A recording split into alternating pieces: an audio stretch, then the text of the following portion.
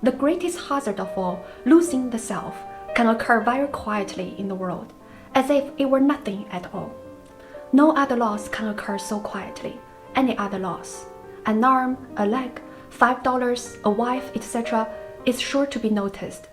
This passage is from the book by Søren Kierkegaard, titled The Sickness Unto Death, a Christian psychological exposition for upbuilding and awakening. For Kierkegaard, the most critical danger that can occur in our life is the loss of the self. In a busy world filled with distractions and expectations, this loss can become widespread and deeply entrenched without us even realizing it. To fully understand the loss of the self, we must first learn about despair, which he also refers to as sickness unto death. Despair for him is not an emotion, it's a state of being. Simply put, it's when you reject yourself and yearn to become someone or something else. People can be intensely aware of their despair. However, many of us can also be so caught up in the minutiae of daily life, like working hard to make sure everything's right, that we remain oblivious to the profound alienation from ourselves. So you can be either unconsciously in despair or painfully and intensely in despair. In this video series, I'll explain Kierkegaard's concept of despair and its relation to the loss of the self. The Sickness Unto Death is one of his most mature and consummate works.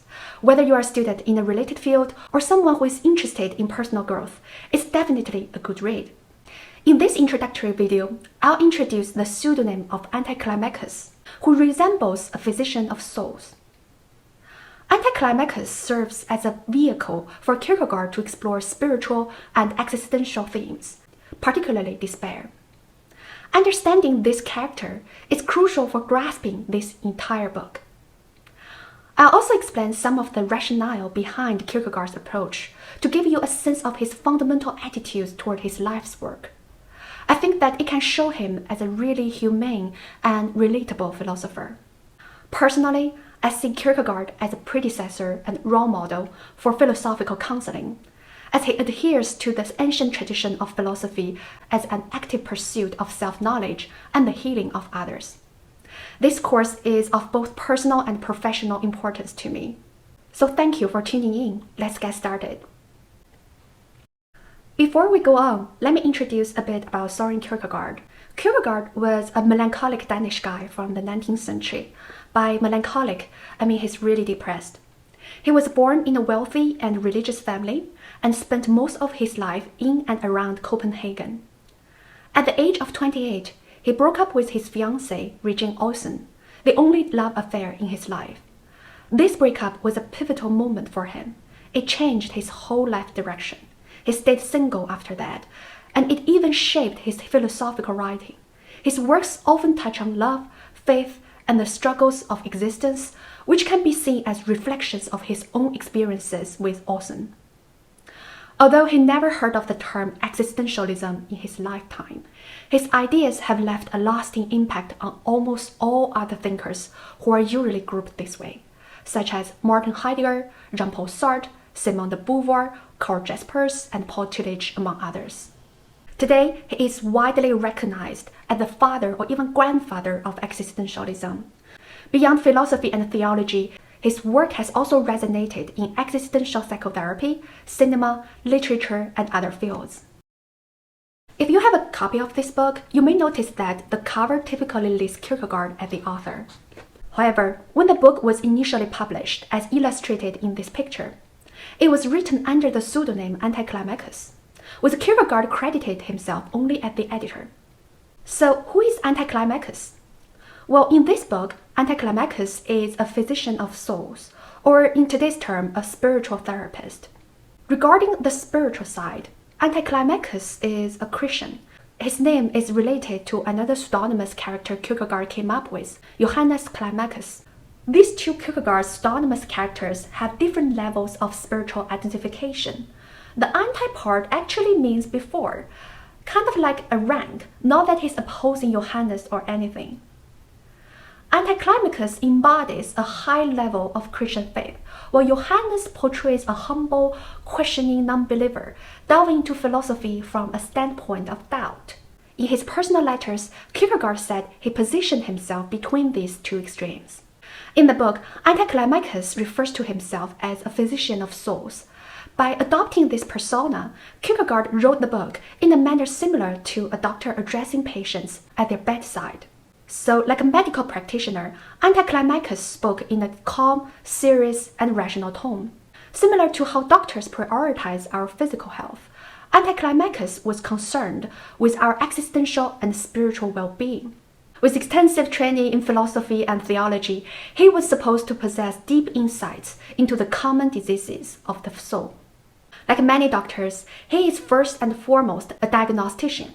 As he said, a physician's task is not only to prescribe remedies, but also first and foremost to identify the sickness. And consequently, his first task is to ascertain whether the supposedly sick person is actually sick, or whether the supposedly healthy person is perhaps actually sick. Anti-Climacus argues that in modern society, despair was a profound and pervasive condition, akin to a deep-seated disease affecting our inner self. Just as one would pay attention to a doctor's counsel regarding a severe and critical illness, Kierkegaard wanted us to take heed of Anti-Climacus' teaching. Kierkegaard originally intended to publish this book under his own name.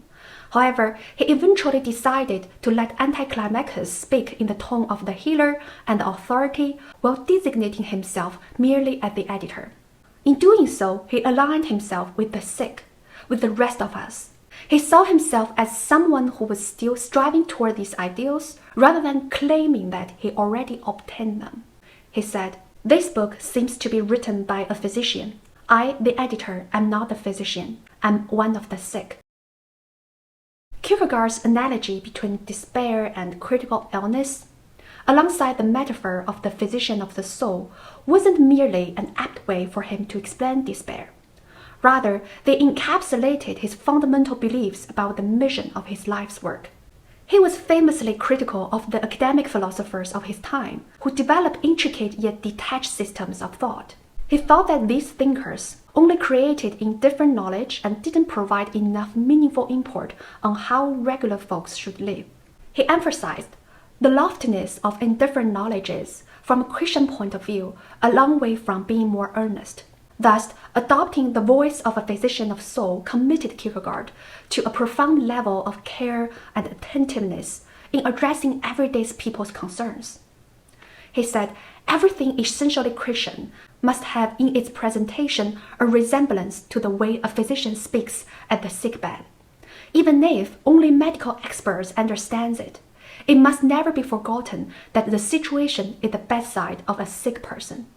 His primary goal is to lead us toward living with earnestness so that we can, as he said, venture wholly to become oneself, an individual human being, this specific individual human being alone before God. Kierkegaard was deeply influenced by Martin Luther's theology in his writing, where the individual stands before God alone, with no intermediary between the believer and the divine. However, regardless of what your religious beliefs or affiliations are, Kierkegaard's philosophy serves as a tool for everyone to learn how to embrace their true selves and embark on a journey to become unapologetically you. I think Kierkegaard truly revived the ancient tradition of philosophy as a way of life and an active pursuit of self-knowledge. For instance, one can recall Socrates' famous declaration in Plato's Apology that the unexamined life is not worth living. Even though Kierkegaard rarely mentioned him, I find a more pertinent insight from the Stoic thinker Seneca. Shall I tell you what philosophy holds out to humanity? Counsel. One person is facing death, another is vexed by poverty. All mankind is stretching out their hands to you on every side. Lives have been ruined, lives are on the way to ruin, are appealing for some help. It is to you that they look for hope and assistance. What could be more relevant to hope and assistance than writing a book on the diagnosis of despair and pointing toward a cure through the voice of physician of souls? That is precisely what Kierkegaard is doing. Even though Kierkegaard wrote to a broad audience, he anticipated that what he was going to say might be challenging and uncomfortable for some readers. He said, "It is of course one thing if it cannot be upbuilding for everyone, because not everyone is qualified to do its bidding.